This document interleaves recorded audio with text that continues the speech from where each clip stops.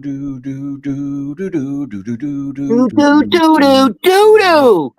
do. you're not doing the same. Do do do do Oh, do do do do do do do do do do do do. do. Not That's what I just do. did. That's what I do in the morning. Do All right. do. Well, good morning, everybody. Welcome to our live stream. I'm calling it our live stream because I got Ron the Waiter right next to me today. It's very awkward to start with him right away, but that's He okay. bring in the big boys right away. He wants to bring in the big boys right away. All right, let's calm down, Ron, let's calm down. We're 500 feet above the streets of New York City. That sun is going to come up behind me, and I like that. And then Ron's got his paneling in the background. It's beautiful. It's beautiful. I like the juxtaposition of everything, Ron the Waiter. The elitist, and then the Mandani working man. No, I'm not an elitist. Did you hear about Mamdani? You mentioned his name. Hold on. He's now, first of all, he has to pay. You know, it's very expensive to have a commercial like on NBC. You know what I mean? Yes. I can't imagine how much that must cost. Yes. He has a commercial that's been running for the past 3 days. Yeah. Oh, this is the commercial. Yeah. I need your money. Yeah. I don't want to ask for your money. Yeah. But I need it. Yeah. I need $4 million. Yeah. Thank you. So that's why, like, when everyone was panicking, going, you're going to have a Muslim mayor in New York City. You got to get out of there. I'm like, relax. This meet the new boss, same as the old boss. You ain't going to be able to get half the shit he was promising the people that voted for him. And the best part of the Mamdani because you mentioned his name, he's been trashing Trump. Trump's been trashing Mamdani. And guess what's going to happen, Ron? Because they're all in bed together. Yeah. They're going to have a little meeting in the very near future. Mamdani is going to meet with Trump. I thought Mamdani didn't like the Trump, but he knows he has to work with the Trump. And they're all full of shit, Ron. How about this one? Elon Musk basically said, "Hey, Trump is in the Epstein files." He basically called him a pedo. Basically, sorry, Elon, but not basically. There was no innuendo. All right, he straight up said. He straight up said it. He was hinting toward that. They had a falling out. Trump was basically telling Elon to go fucking pound sand.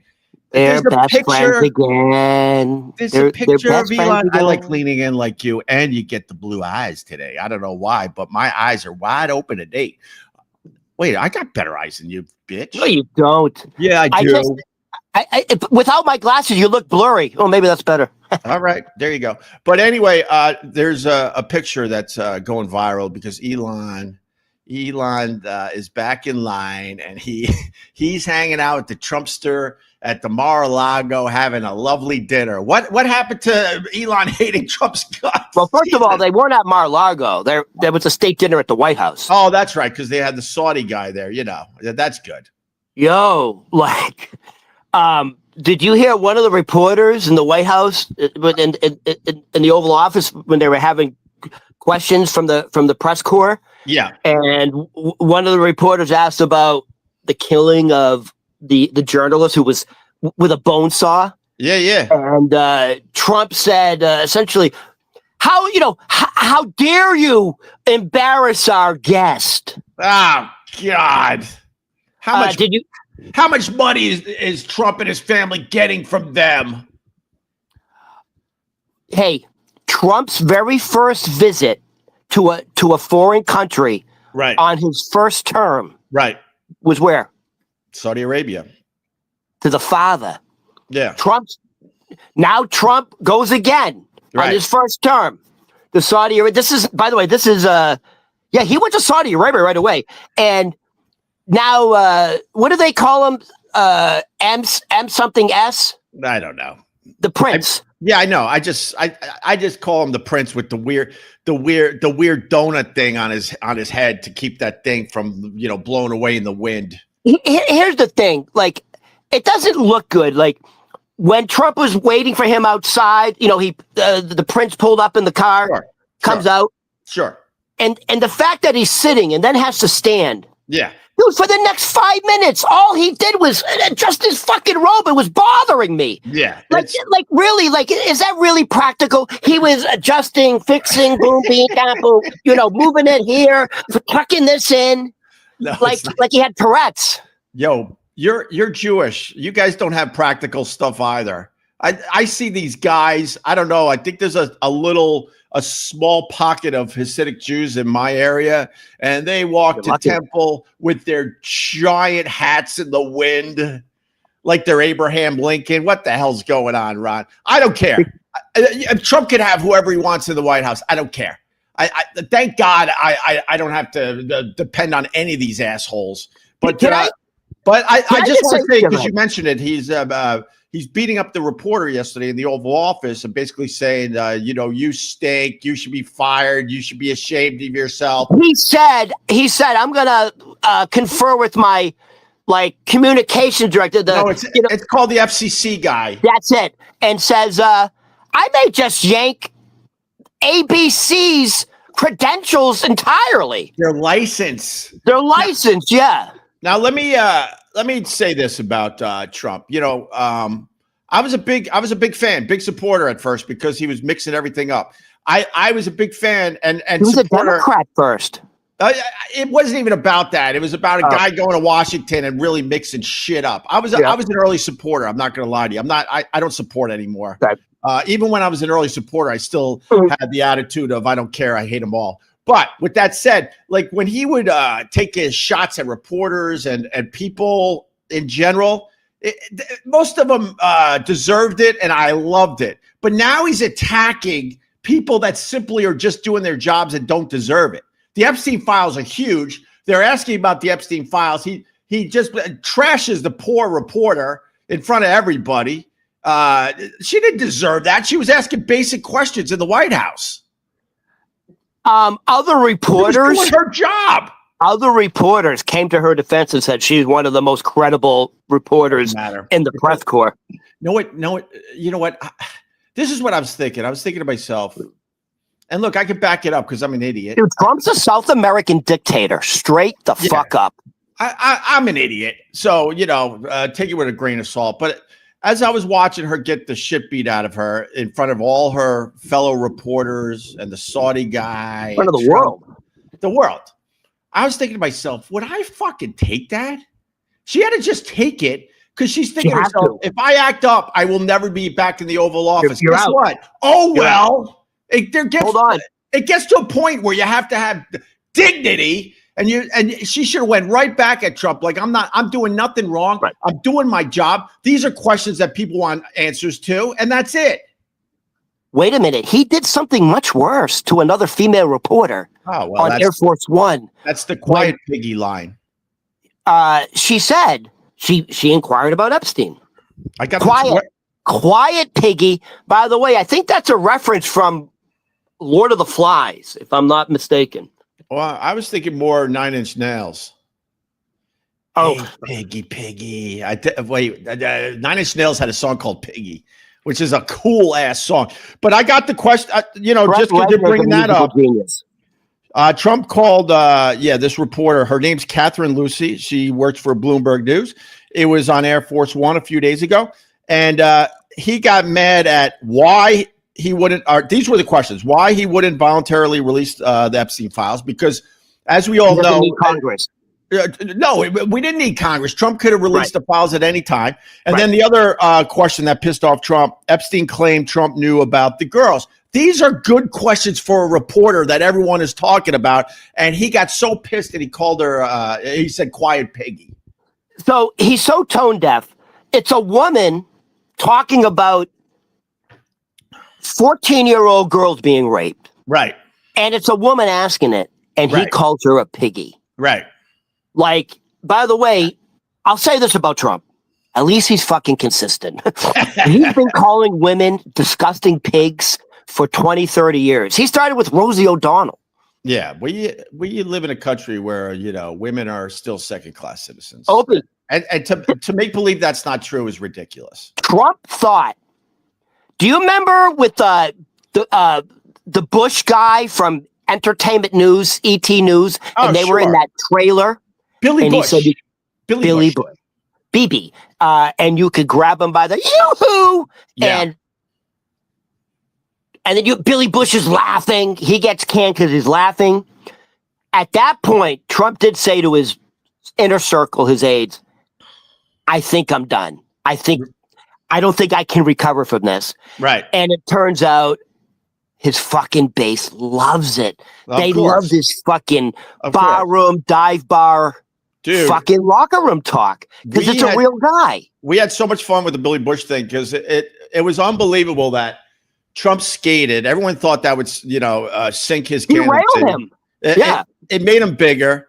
And on the other side of that, Billy Bush lost everything. He was the it guy, and he has never recovered. It's been many years now. He's doing this and that. I see him pop up, but he was the #1 entertainment reporter. Yeah. He got his whole career wiped out, and Trump ascended to the presidency. Times are so fucking weird. Do you remember Gary Hart was on a yacht, and he had an adult woman sitting on his lap. Of course. That derailed his campaign. That derailed his presidency. Mm-hmm. Today, that would be called, as you would say, a nothing burger. Right. It doesn't matter. Trump going after female reporters, it's not going to affect him at all. But honestly, it's a bad look. When Trump goes after people that deserve it, I was all in. I loved it. But these reporters are asking basic questions that everybody, at this point, the majority of America want answered. By the way, if they don't ask those questions, they won't be working for that company. That's your job to literally ask those questions. If you're not going to ask those questions, you won't be assigned to the press corps. So they voted to release the Epstein files yesterday, and know what I did? Scam. I went, yawn! It's all fucking bullshit. We are being gaslighted. Because let me tell you, when they say the Republicans are playing chess and Democrats are playing checkers, well, the Republicans are playing chess because this is what they did. They're very clever. They're very clever. Right. They decided to open up an Epstein investigation into Democrats. Right. Right? Now, because there's an open investigation, by law, they can't release the files. Right. Dude, I don't know if the public knows that. They will know that. Trust me. They will know that. There's people that do know that, and the rest of the country will know that. I look, everyone's applauding finally, and I'm just sitting there like, yawn. You're never going to see any of the juicy stuff. He's only doing it because, by the way, they said this may be the first time in Trump's presidency, first or second, where the Republican House pushed back against him, and the House got their way. That hasn't happened before. That's a bad sign for Trump because his numbers are so fucking low. They're in the 30s supposedly. But, the funny thing is, Fox News is still protecting Trump because I was watching the coverage yesterday. They had the press conference with the Jeffrey Epstein victims. They're all older, middle-aged women now, so they have to show the pictures of what they look like so people can really fully understand how perverted and sick Epstein was, right? And then I'm like, well, I'm one of these guys. I try to watch all the cable news channels. I really do. And I flip on Fox, and they were just talking. They were talking about everything, but they ignored the whole thing yesterday, which is fucking crazy to me. But anyway, you're never going to see the juicy stuff in the files. What they release is going to be all those black bars. Hold on. Yes, hold on. So this just came out. So apparently, there are hundreds of FBI agents at Quantico, Virginia, scrubbing his name out of the. There's thousands, and I think there's like 20, 30. I don't know. There's like maybe 50,000 Epstein documents. Yeah. By the way, it's around the clock. It's like 24 hours. There's hundreds of agents at Quantico, Virginia, scrubbing his name out of everything. Well, and here's the other thing. Yeah. It's all theater. He could have immediately released the Epstein files. He did it with Amelia Earhart. He did it with JFK. He did it with Martin Luther King. Well, here's a couple things. We don't know for sure they're scrubbing his name out, but a lot of people are assuming that's exactly what's happening. No, we don't know for sure because that would be a massive fucking story. Look, but that's been reported that there's hundreds of FBI agents. All right, fair enough. But, going over the files, and they assume he's being scrubbed. Yeah. But here's the other thing, and this is why I like to try to hit both sides of these issues. Yeah. I honestly, I learned yesterday, but I guess I knew if I really thought about it that there's been five. The Epstein thing has been going on for almost 30 years. There's been something like 5 fucking presidents, and there's a few Democrat presidents. 5 administrations. By the way, it's been about some of the five. Sorry, there have been 5 presidents that could have released Epstein files. Obama never did. Obama could have released them. Biden could have released them. Trump could have released them. Huh? Trump could have released them his first term. But my point is, you can't put all the blame on Trump on this one because we had presidents that could have released this shit a long time ago. And Opie, so the question is, so the Republicans say, well, why didn't the Democrats release it if Trump was on there? Trump is on there. Right. That's not the issue. Everyone's on there. Right.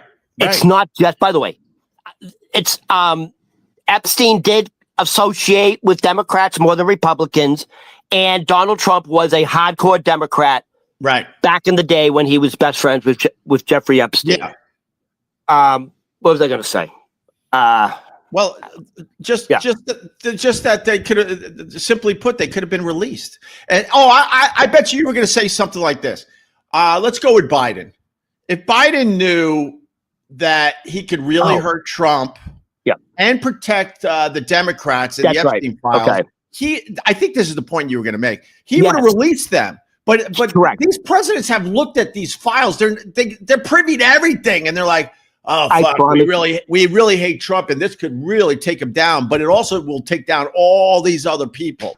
I promise you, Joe Biden, all the inner circle people, they know what's in there. But the reason the Democrats are releasing it's not because I'm sure Bill Clinton's in there. I'm sure he is. But it's not about that. It's about other nations. It's about, dude, the Saudi Arabian, the royal Saudi family. Prince Andrew's already been stripped of his royalty titles, but it goes, dude, we're talking Monaco. We're talking some of the exclusive what's it, Abu Dhabi? Is Abu Dhabi with that fucking Arab place? It's considered Abu Dhabi? Yes, Abu Dhabi has how do you say it? I don't know. I don't speak Arabic. No, you're well read, but is that your Boston accent? Yeah, I think so. Abu Dhabi. Oh my god. You were doing like a Flintstones thing there. Yabba yabba yabba do. Yeah. So he's associated with also Monaco. I think Monaco is considered one of the wealthiest nations. Sure. Monaco, Abu Dhabi, right? The royal family in England, the royal family in Saudi Arabia. Yeah. I'm sure we got some Israelis in there. Right. Fucking Epstein's a Jew. He went to Israel a lot. Well, probably BB stuck his fucking BB. Yeah, let's summarize. Everyone celebrated yesterday. The victims are happy yesterday. It was almost a unanimous vote. One guy said no. What's his name again? He's a Republican from Louisiana. I don't even know. I don't know why is his name. Are you fucking nuts? You can't, at that point you can't say no. He's probably not running for re-election. All right. So, and then everyone's celebrating, and now it goes to Trump's desk to sign. And then after he signs it, they have to be released in 30 days. It's going to be such a nothing burger. There's going to be so much stuff blacked out because there's a couple things. They're being forced to release the Epstein files, but they're allowed to redact. They have a million reasons why they got to redact this paragraph, this page. Do you think Trump's stupid? Nothing's going to be released that implicates him. It's going to be so vague. Of course. Yeah. Anyway, that's obviously the big story today, and don't get too excited. This is like sorry. Yeah, go ahead. Let me say this. You know how they had like the survivors holding up the pictures of them at 14 years old? Yeah. And one of the women, I think she was like the last to speak, very articulate. And by the way, good looking woman, really. A few of them are pretty good looking, man. Yeah, they're good looking women, man. Yeah. I mean, and she said it so powerfully. and she said it so calmly. She said, Donald Trump, I have a message for you. I'm traumatized. I'm not stupid. And she repeated it. I'm traumatized. I'm not stupid. Meaning, I'm not buying the fact that you're going to, and she's referencing the fact that this bill's going to go to his desk and he's going to sign it. She goes, I'm traumatized, but I'm not a fucking idiot. I'm not stupid. Yeah. So she thinks we're being gaslit. Of course. Don't be.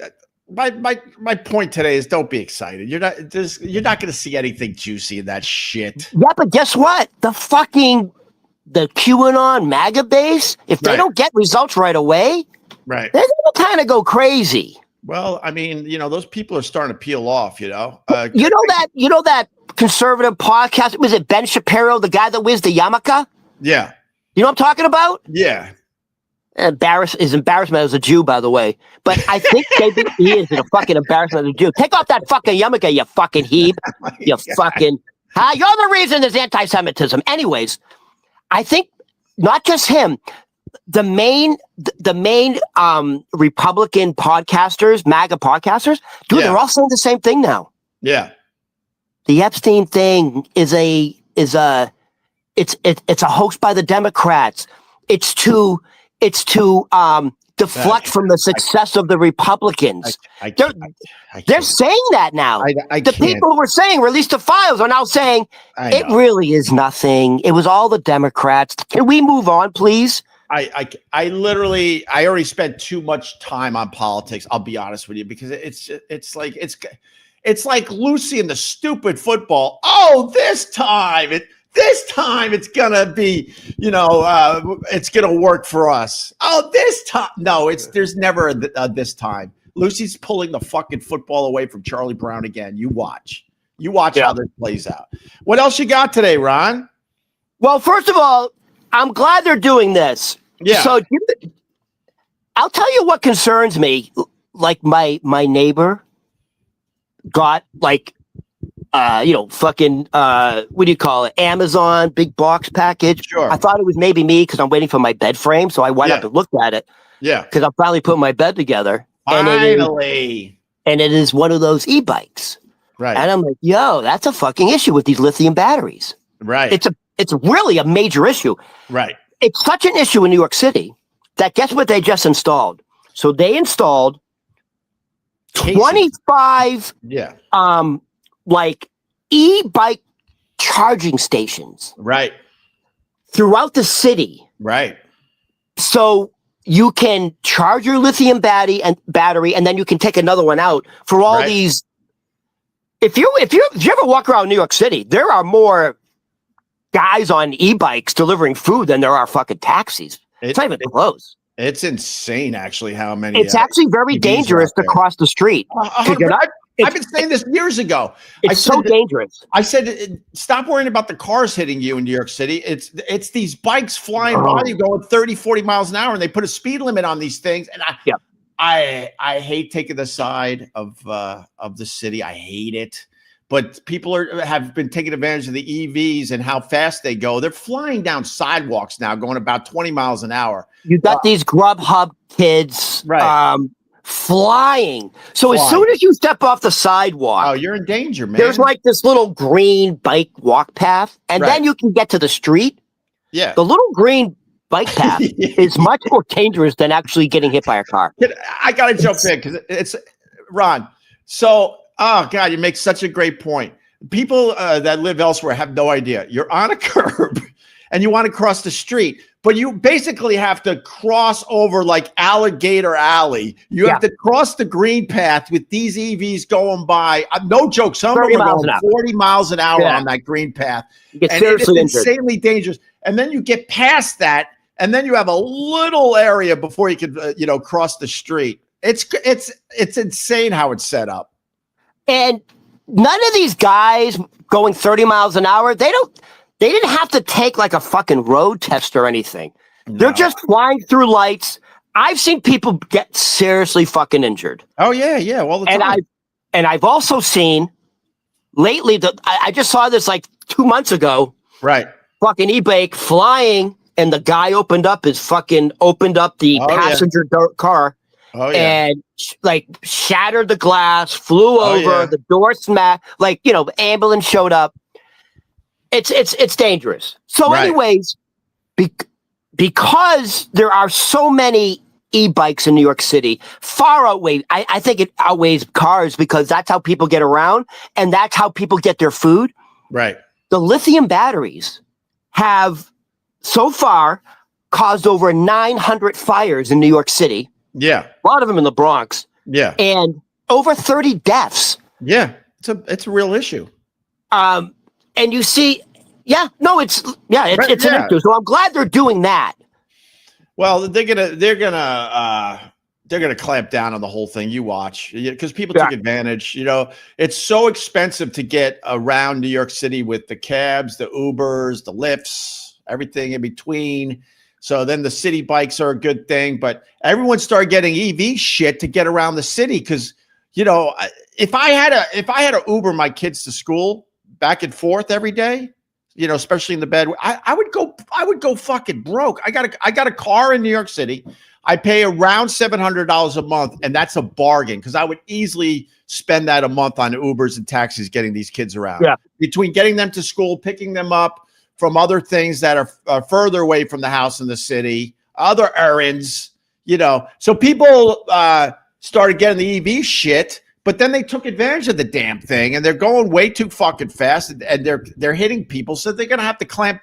They're gonna have to do something about that. Yeah. By the way, you made a good point. It's almost impossible to drive around the city and afford it. Right. Car insurance and then parking. People pay $500 a month just to park their car. No, I'm up to like I'll give you the bill. I gotta ask my wife. It's about $700 a month for me. $700. And then you got to tip these guys. You can't. They're pulling your car up every day, so you feel like you got to tip them. So I tip them on a regular basis. Then I got to give them the Christmas tips. It's quite people don't realize. People don't realize that's on top of your rent or your mortgage. Oh, dude, I have no chance of keeping all these balls in the air. Trust me, I have no chance. So to your point, this is a very common sight in New York City. Right. You'll see these guys in fucking suits with fucking beautiful brown shoes, with their fucking brown leather bag over their shoulder. Right. And they got those, it looks like a surfboard with a handle. Yeah. And they are, what I'm talking about, those giant, is it a scooter? It's like a surfboard. Yeah. Okay. Go ahead. No, go ahead. I'm with you. There's so many different EVs that it's hard to keep up with all of them. They're coming out with new shit all the time. Right. So the common thing now is you see these Wall Streeters. Right. Flying down in these very expensive, it looks like a surfboard. Right. With a pole in the front with a handle. Yeah. And they are literally flying, going in and out of traffic. Right. And that's how people get around New York City now, especially with the price congestion. I don't blame them, man. They made it too expensive to get around New York. It's absolutely insanity. We all have electric shit now. Half the people in this building have some kind of electric thing to get around a little bit. But anyway. It's the lithium batteries. I'm glad they're addressing the problem. It's a very scary issue in New York City. There you go. All right. What else, Ronnie? Ron, all right. Well, listen, Opie, I don't want to. You seem like you're in a good mood today. I don't want to deflate today, Ron. What do you mean? So maybe I finally slept last night. You look good. You look at you. You look like a Gerber baby with the pink skin. Look at you. By the way, you look AI. Doesn't even look real. This is why I keep my eyes shut, most mornings, because the eyes are a little too dreamy. Check, please. So I don't know why they're open today. I think I finally got a good night's sleep. It's ridiculous. Yeah. So hey, can I turn you on to a documentary that I want you to watch and then I want to talk about? Go ahead. There's a documentary on Netflix. I want to turn our audience on to this. I was watching the Montreal Expos documentary, about the Montreal losing their baseball team.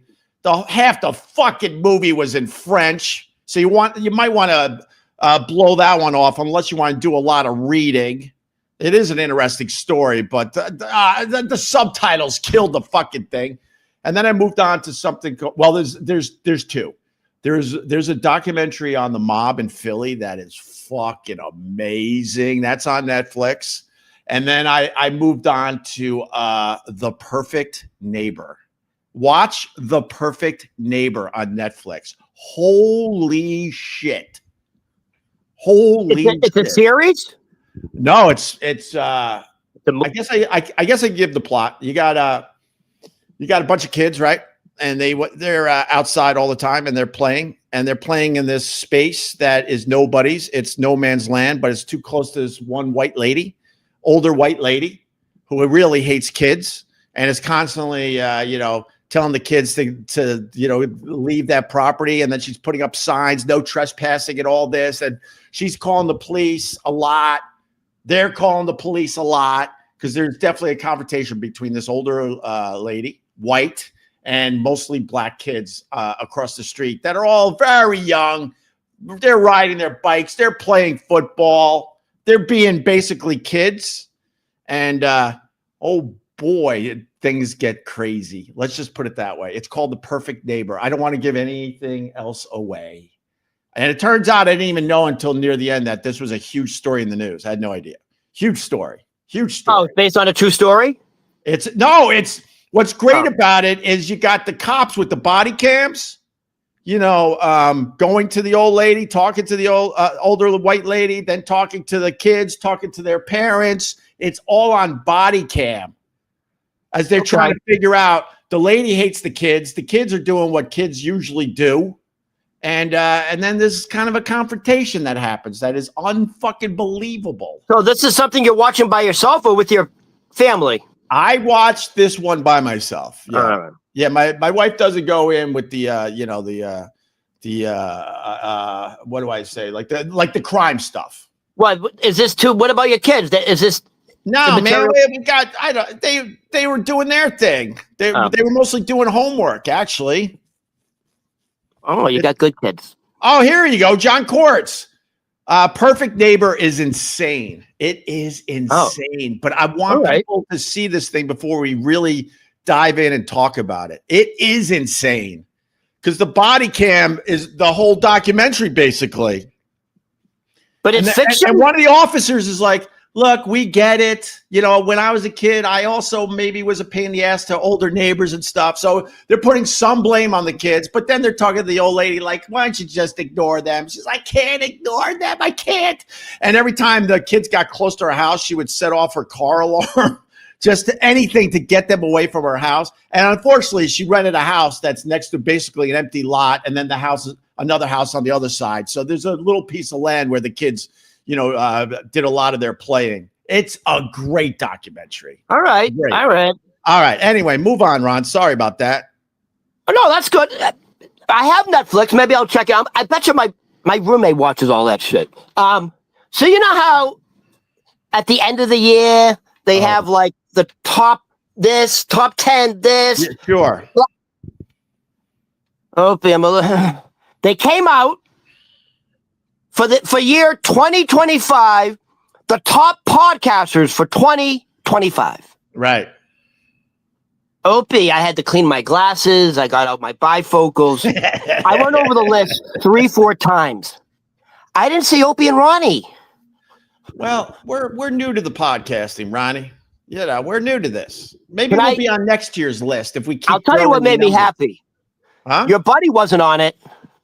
Well, who's my buddy? Howard Stern didn't make the Howard list. Stern didn't make the podcast list? He did not make the top podcasters of 2025. And he's officially podcasting because they take his show and they put it out there as a podcast. Right. So I think he qualified. No, he just didn't make it. He's not that good. He's boring. Yeah. Boring. All right. So here are the top podcasters for 2025. I expect in 2026, Opie and Ronnie to be on this fucking list. Huh? All right. Here we go. Let's see if you know who these people are. All right, let's go. The Joe Rogan Experience. What place? I think he's number one. He's the top podcaster. One? Huh? Why would you go with number one? No, but just I don't know. It didn't go 1 to 10. All right. Well, Joe Rogan, fascinating guy, interesting guy. Respect to him because he was the guy that was putting guests on a show that most people in, let's call the mainstream, although like Joe Rogan is mainstream media now. Do people understand this shit? He's now mainstream. But he got successful because he found these people that were very interesting that no one else was talking to. And that's what made his podcast explode. He was on the Opie and Anthony show, always came in with very, very interesting stuff to talk about. But I got to say it here today, not that funny. I never thought Rogan was funny. I thought he was really, really interesting, though. Did he start off as a comedian? I mean, he's been in the comedy world, but I mean, so what was his? How did he get into this? Because he started doing like shows and then started his own podcast, and he came on our show a bunch and other shows, and he just had really, really interesting things to discuss. No, I was wondering, like, did he start off in comedy and go into the broadcasting, or he was kind of a broadcaster? I mean, he was on the TV. He did the Fear Factor, and he was out there in LA for a long time. So he was at the Comedy Store on a regular basis. Wait a minute, didn't Joe Rogan do a television show with Phil Hartman? Yeah, News Radio. Oh, that was a good show, right? But okay. So he was on television, yeah. And I was an early listener of the Joe Rogan podcast. I was on it once. I had a good time. It was awesome actually. But I tapped out because one thing I'm worried about with us talking too long, people, their attention spans suck. And to like try to listen to a 3-hour Rogan podcast every day, I finally tapped out. I think it was the panic of seeing all the episodes piling up that I couldn't get to. He also kind of talked. Doing it. He's very influential, and he's part of mainstream media. So God bless Joe Rogan. Well, I mean, this guy can influence politics. Right. He's got Gavin Newsom coming on his show now. I didn't like that Rogan. He didn't press Trump when Trump was on his podcast. It's like fucking press the fucking guy. You have nothing to lose, Joe. Yeah, you should not be one of these guys that support you shouldn't support anybody. You should just be pushing everybody, pressing them, asking the tough questions. You said Joe Rogan's not really funny. He just recently had a Netflix special. It was all right. Yeah, I mean, it was all right. Oh, you saw it? It was all right. If it wasn't Joe Rogan, I don't think Netflix would have put that on their network. It was all right. I mean, was he funny? It was all right. Did you laugh? At times. Do you remember a funny bit? No. That he did? No, all right. Literally not one. And I'm not even joking. It was just all right. And if people are going to say differently, you're lying. I mean, it's not like fucking Richard Pryor or Eddie Murphy doing Delirious. I get it. Oh God, not even close. All right. Okay, so like I said, I started off with the Joe Rogan birds, but the list wasn't like they didn't say they just said these are the top. Yeah, all right. Go ahead. So, go ahead. I don't know who's number one. I bet you it is Joe Rogan. His fucking numbers are in the millions. Joe Rogan's number one. Theo Von's going to be on the list. Go ahead. Give me the list. I don't see Theo Von on the list. All right, he should be. No, he shouldn't be. He's overrated. Okay, so here's another one that made the top. People lose their minds with this honesty, but fucking Theo Von, he's overrated. Should he have a big podcast? Yeah, sure, of course. But the level he reached, it's insane to me. So he was like, did he do your show on a regular basis? Near the end, the last year or two, he was on a lot. So what was your impression of him? I loved him. I'm not going to lie to you. I loved him. He was different. Yeah. And he deserved to have a popular podcast. Of course, my point is how high he got in the podcast world is insane to me. It really is. Well, and let's not forget he just recently tried to tape his Netflix comedy special at the Beacon Theater, dude. He got booed off. I know. And he was talking about fucking committing, taking his own life. He's got issues, bro. We all saw the issues. He's got issues. He's working through his issues. Let's just put it that way. All right. But anyway, go ahead. So here's another. I didn't even know this was a podcast. You know what? I may check it out. I bet you it's pretty good. Yeah. So, top podcasters of 2025. It's called Smartless. Oh, Smartless is that's Jason Bateman. Yep. I forgot the other guy's name who really carries the show. Sean Hayes is a powerhouse, bro. No, Sean Hayes is the weak Will link on Arnett. that he's the weak link on that podcast. Trust me. Really? It's the Canadian dude. What's the other guy's name? I forgot his name. It's Jason Bateman, Will Arnett. Oh, Will Arnett. Okay. Will Arnett is a powerhouse. He's really fucking good. Jason Bateman is swarmy and dry. No, he's witty. He's witty. He's good. And then you got, what's the guy's name from Will and Grace?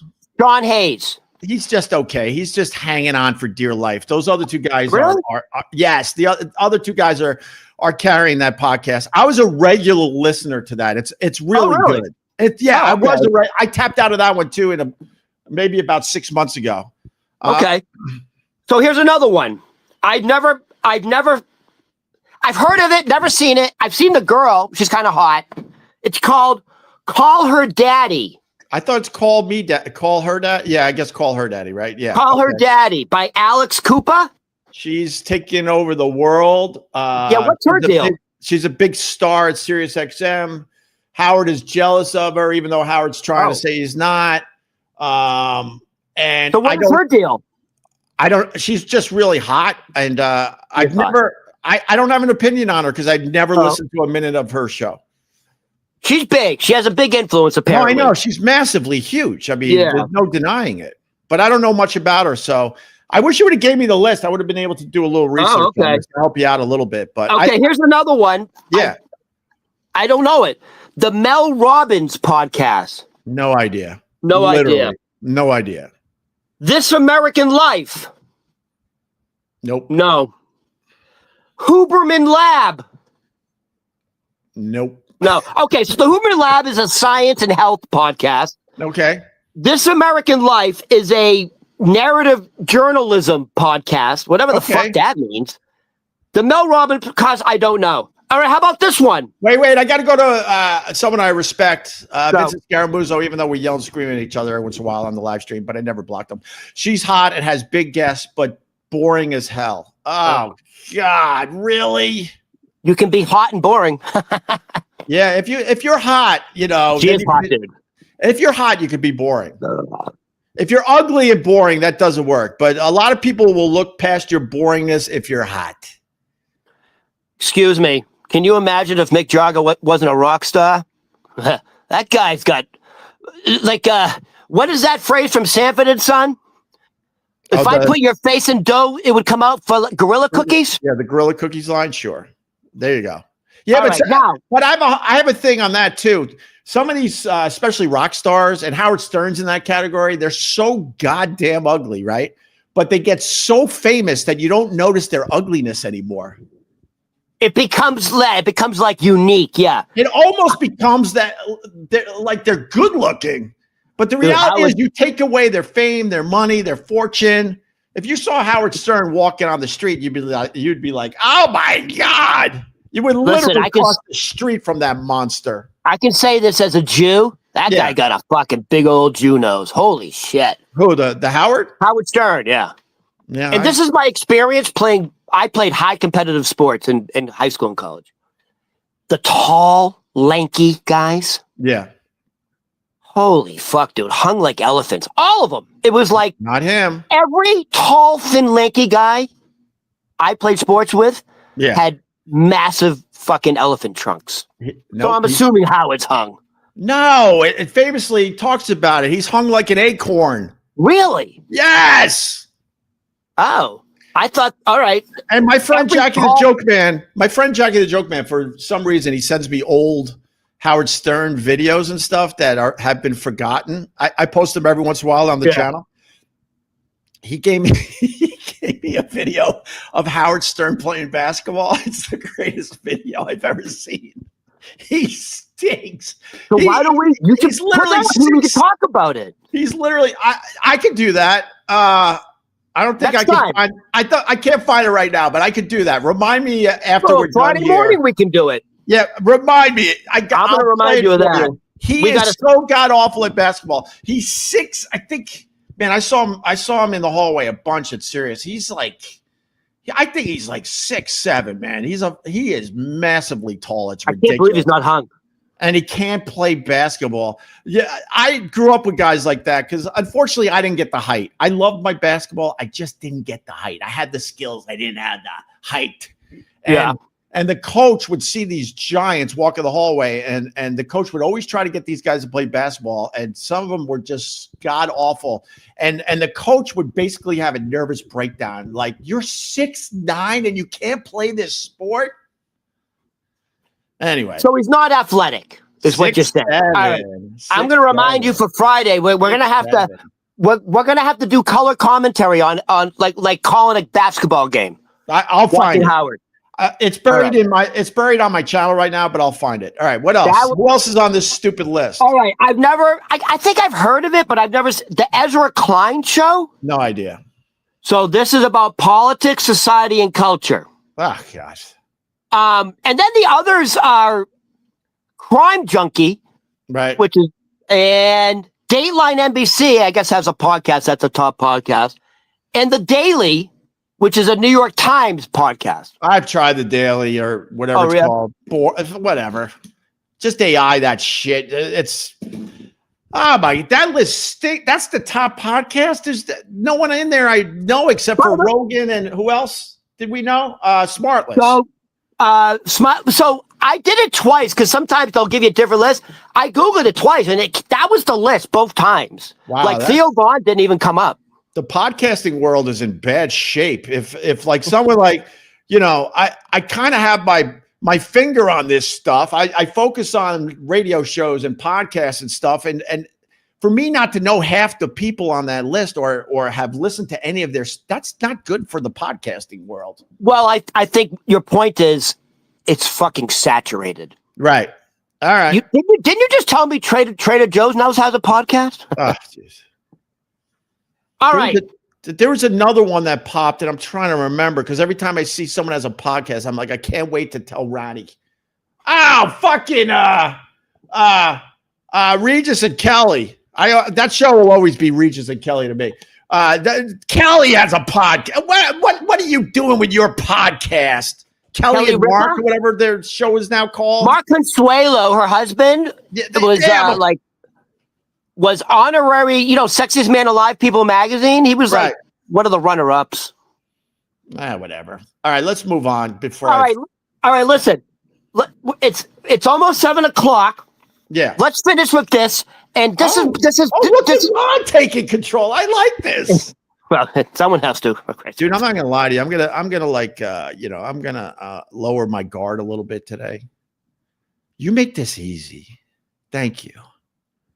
If I had a nickel for every time a woman said that to me in bed. You make this easy because you're well-read and you come to the live stream with shit to talk about. You're just not used to working with real fucking talent and professionals. Relax, Rod. This is why I have to keep my guard up.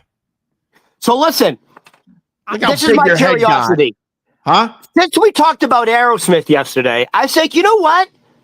I think there's a lot of really good bands that came out of Boston. Can I? So I did a little research. So I'm going to name them. Wait, can I try to name them? Go ahead. And then and I want to know, have they been on the show? All Go right, ahead. Let's see. The number one band to come out of Boston is Aerosmith. For sure. On the list. Got it. Although if Boston kept going, they would have been number one because their first two. So Boston as well, right? Obviously. Yeah. By the way, Can I say something about Boston? Yeah. They were all students together with the Boston Conservatory there on Newbury Street. Yeah, but the whole band is Tom Schultz or Schultz, right? Tom Schultz. People don't understand how brilliant that guy was. He went to what, MIT, you said? No, he went to the New England School of the Boston Conservatory there on Newbury Street. Oh, okay. New England Conservatory of School, like it's one of the premier music colleges. People don't understand that first of all, the first two Boston albums were amazing. I was a huge fan growing up. And then the third album came out, with Cool the Engines. I was like, fuck. They're done. But their first two albums were amazing. But people don't understand how brilliant Tom Scholz is, because he put those albums together in his, basically, I think it was his parents' basement with equipment. You got to remember, this was the 70s. Nowadays, you're like, oh, what's the big deal? Everyone's can put music together on the computer now. He had giant pieces of equipment in his basement putting those albums together by himself. And then he hired a band, basically. Brad Delp didn't really have much to do creatively with that band, but he was a great singer that could sing Tom's songs. Oh, shit, I forgot what I was going to say about Boston. God damn it. All right, well, I'll keep babbling then, because you asked. Aerosmith came on the Opie and Anthony show back in the day. Sid. This is what I want to say about Boston, sorry. Yeah. The one thing that you kept hearing about them is they were losing money. The studios were losing money on Boston because, like, it was taking 5 years to put out an album, right? Right. Wasn't that the knock on them? It was years because he was a perfectionist. The guy Schultz you're talking about, he was a musical prodigy. He's a brilliant mind. I would love to know what he's doing nowadays, because I bet you it's something pretty interesting. But all right, go ahead. What else? The angle with Boston, Sib, the drummer, used to hang out at all our WAAF events back in the day. Oh yeah, I drank more shots and beers with Sib. Really? Anthony drank way more shots and beers with Sib than me, but I certainly had my share with Sib. He hung around AF in our events, so we kind of got to know the guy. And then famously at a WAF Christmas party, they hired a Boston cover band.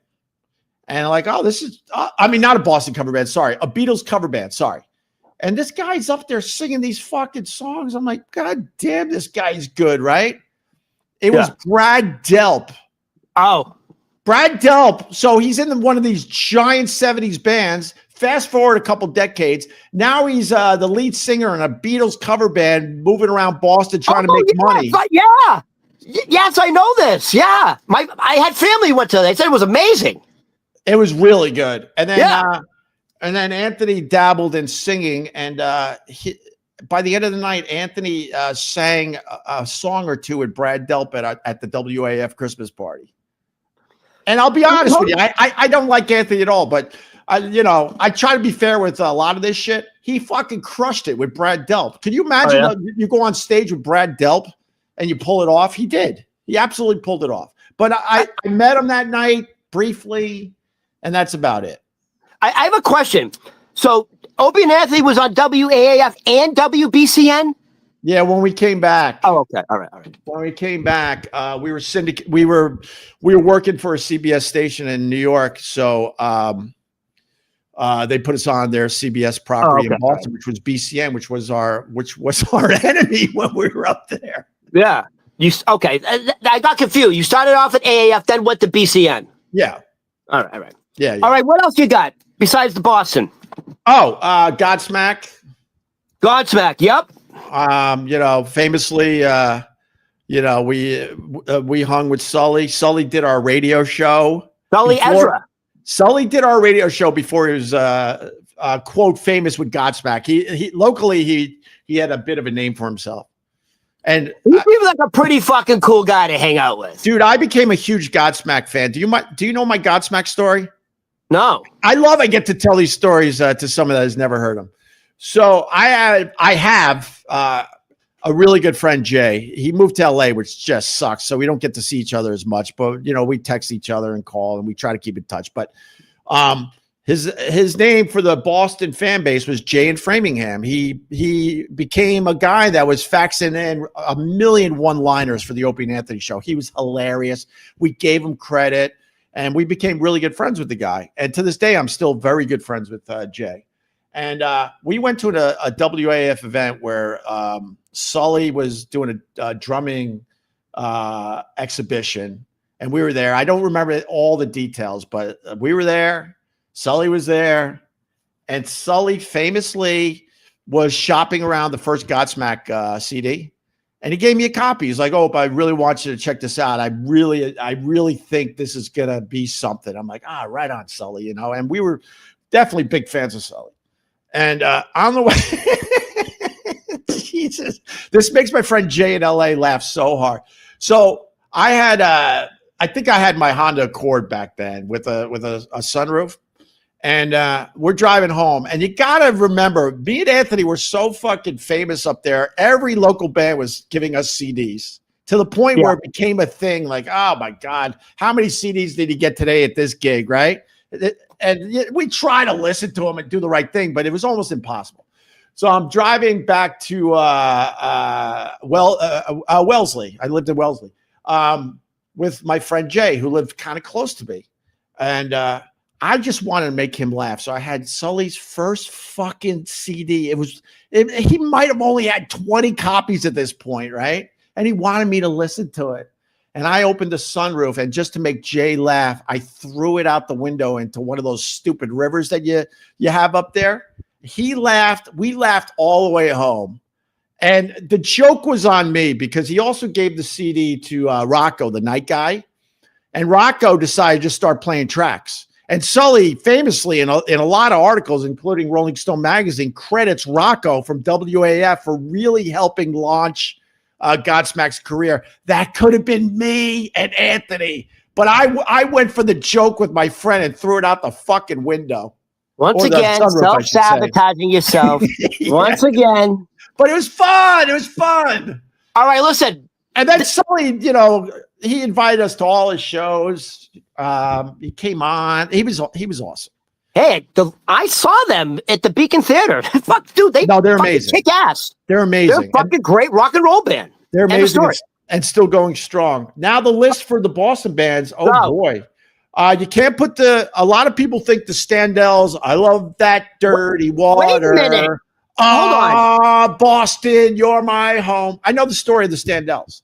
I always thought it was a local band because they're talking about Boston. Hold on. What band you saying? Standells. Oh, I don't even have that. No, they're not on the list. On my list. I'll tell you why they're not on the list. It's a pretty decent story. In their song Dirty Water, they talk about, Boston, you're my home. Down by the River Charles. That's where I saw her. Right? You know that song. I'm from Beacon Hill. I live beside the Charles River. Right. Turns out that fucking band's from L.A. Oh, really? And they're talking about Boston being their home. And people were like, wait, you guys aren't from here? No, we're not from here.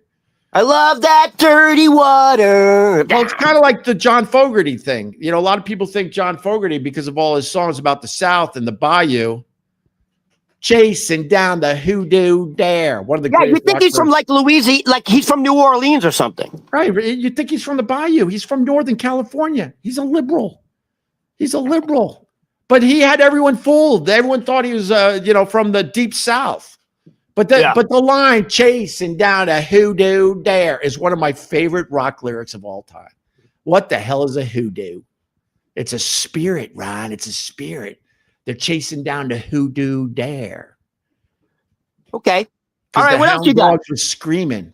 I think that's it for my Boston band knowledge. I'm really? Sure I'm sure there's gonna be one on there. Opie, don't get me upset. Are you fucking kidding me? You're not going to name this band? I said Aerosmith. I'll say the name. I'm not going to say the name of the band. I'm going to say the lead singer. I'm very upset right now. Rick Ocasek. Oh, the Cars. Are you fucking kidding me? I forgot. You're right. Oh, my God. Jesus Christ. And Benjamin Orr, Benjamin Orr's songs for the Cars was where it was at. Hey, here's a little. So you remember how we first met at Pete's Tavern? Wait, I got another one too. Wait, hold on. Go ahead. Go with Pete's Tavern. Rick Ocasek, the Cars. Yeah. Remember we met at Pete's Tavern? Sure. Dude, he lives around the corner. That's what before he died. With that, remember he had that supermodel, that Eastern European supermodel. Yeah, I forgot her name. Arakova. Yeah. And he's another one that was so famous that he didn't notice he was ugly anymore. And there's another one another tall, lanky, ugly guy. By the way, so I used to work at Pete's Tavern. Yeah. And he would come in because he lived literally a half a block away. So he would come in occasionally at night. He never took off his sunglasses. Yeah, well, I don't blame him. Super tall, super thin, which means he's super hung. Right. But I love the Cars. Life's the same. Moving in stereo. Talk about classic American rock and roll band. Oh my God, I love it. All right. My favorite Cars song of all time is kind of a throwaway, All Mixed Up.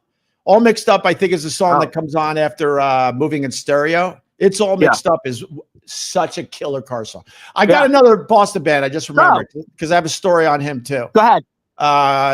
Peter Wolf, Jay Giles band. Do I have that on there? How do you not have Jay Giles? That's a Boston band. Is it? Oh yeah. And I saw him. I saw Jay Giles. Yeah, Jay Giles. You're right. All right, listen to me. So I don't have that. Peter Wolf. I got a Peter Wolf story too. All right. So when me and Anthony first moved to Boston and worked at AF, they flew us out for the Grammys. We were barely doing a show together, and they fly us out to LA to do the Grammys. We are so green as a new show together. I had a lot of radio experience at that time. Anthony, not so much. And we were starting a show together, and we're starting out in LA at the Grammys, basically. I think we did maybe a week or two before that. I'm not positive. Whatever. Peter Wolf was on our flight because he was going out there for the Grammys, I guess. And we were all at the Sunset Hotel on Sunset Boulevard, the hotel made famous by Led Zeppelin. And I have always been a morning person. I get up early and I just wander around. What? I have a question. What do you mean that the hotel Zeppelin made famous? You don't know about the Sunset Hotel on Sunset Boulevard? I think it's called the Hilton. Legendary. When Led Zeppelin was in LA, they camped out at that hotel. They took up a couple floors. They had groupies in the lobby. Literally, the lobby was swarming with groupies, hoping to be picked by the band to party with them. Oh my God, the stories are legendary from that place. I'll have to look up a few for you. The amount of blowjobs. Right. So my Peter Wolf story is really quick and simple. So I would get up really early and just wander around. Like I was always getting up at 6. It was probably going back to my caddy days. And I'm on Sunset Boulevard, walk into a coffee shop. I turn the corner, and there's Peter Wolf. I swear to you, this possibly isn't true, but I would bet a lot of money on this, that I saw Peter Wolf without his wig. He was really bald. He saw me because at this point we had our, he knew who we were. Okay. And he had the look like, oh, fuck. He just saw me. He thought because it was so early in the morning, he didn't have to throw that stupid dead animal on his head. Did you have words with him? No, it was a look. It was that look like, oh, fuck. Right. He's going to talk about it now. There you go. All right, who else? Do you have any other Boston bands? Dude, are you serious? Are you fucking serious? You got the pop bands and shit, but are you fucking serious? There's one band with the name Boston in it. Oh, the Bosstones. The Mighty Mighty. The Mighty Mighty Bosstones. Yeah. How can you not? Are you crazy? That's a great band. Yeah, I forgot. They have that one killer song that really gets your blood pumping. Hold on. How about the fucking I think it was the theme song in the beginning of The Departed. The Mighty Mighty Bosstones song, right? No. Oh. Wait, there's another band? The Dropkick Murphys. Oh, the Dropkick Murphys, yes. Jesus Christ. All right, fair enough. Did you say that? All right, here's another one. Oh, my God. I'm shocked you're a DJ. The Pixies. The Pixies are from Boston? Yes. No, they're Seattle. I can't believe you're a DJ. Wait. The Pixies are from Boston. Fucking, I can't do it. They're not a Seattle band? The Pixies are from Boston. Wait a minute, Ron. Christ. Like I pride myself on knowing some shit. Wait, you're telling me the Pixies are from Boston? My chest is getting tight from you. All right. Here's another one. Oh my God, go ahead. Buffalo Tom. Yeah, I don't know Buffalo Tom. Oh, okay. I've heard the name, but whatever. All right, how about this? Starting to fade out here, Ron. Hold on. Go ahead. The Lemonheads. Lemonheads, sure. They had a version of Mrs. Robinson, right? Didn't the Lemonheads have their own version? They had a couple big hits, and then I think he OD'd. All right. And then you have New Edition, Bobby Brown, New Kids on the Block, Marky Mark, and the Funky Bunch. The Funky Bunch was all right. Has Marky Mark ever been on your show? Marky Mark was on our show once. Oh, really? Yeah, and I forgot about it. I just Did he saw a come video across on like my a fucking like arrogant cocksucker? I don't remember much about. I believe he was on the phone, and I don't really remember much about his appearance. I didn't think he was a dick or anything like that. So Yeah. I think he was. I think we got him laughing, and he relaxed a little bit with us. But I don't have many highlights talking to him. So One of the hardest working guys in Hollywood, honestly. he's all right. Guy gets up at fucking 3 a.m. and like, know what? Works out. He posted. You know what movie I saw recently with my kids was the Ted movies. Oh, yeah. He's good in that, man. He plays a simpleton. He's good. They're fucking funny, man. They're good. They're stupid funny, man. And that shows you how talented Seth MacFarlane is. Yes. That's all Seth MacFarlane, dude. I hear you. All right, Ron, I want to go. All right, that's it. I'll see you this afternoon. Just when we get going, I got to go. But I do have to go. And all right. Yeah. Yeah, I guess we're doing Get Pards later. All right. All right, this is my friend Ron Berman. We call him Ron the Waiter. Sometimes Ron. What other nicknames we have for you? The Boston Buddha. The Hebrew Hammer. No, you don't. No, we don't call him the Hebrew Hammer. The Boston Buddha. I like it. The Boston Buddha. Tony P nicknamed you that. And we also call you Piggy. Oh no, that's Trump. Sorry. No, I'm not. I'm not a woman. Quiet Piggy. Oh, quiet Piggy. It's not just the words. His face and his finger. Quiet Piggy. And he's like, dude, there's a black reporter standing directly to her left or to her right. Yeah. Watch his face. He was like, whoa, whoa, master. His eyes, whoa. There are things in life, though. You can't just sit there and take it. Do you really want our president, to be talking like that? Honestly, in the end, I don't care. It's just a good headline today. I don't care. I don't care. I really don't.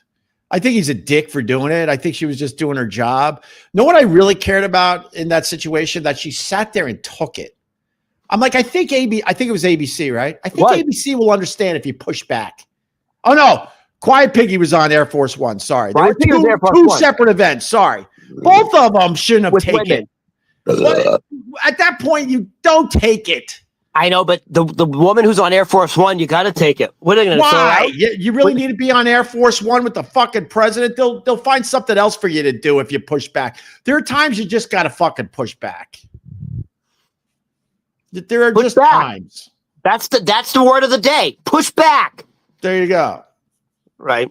And remember, Ron, it's not gay if the rents do. It's not. That's called finances, my friend. That's how it's not gay if the rents do. End of story. We're done.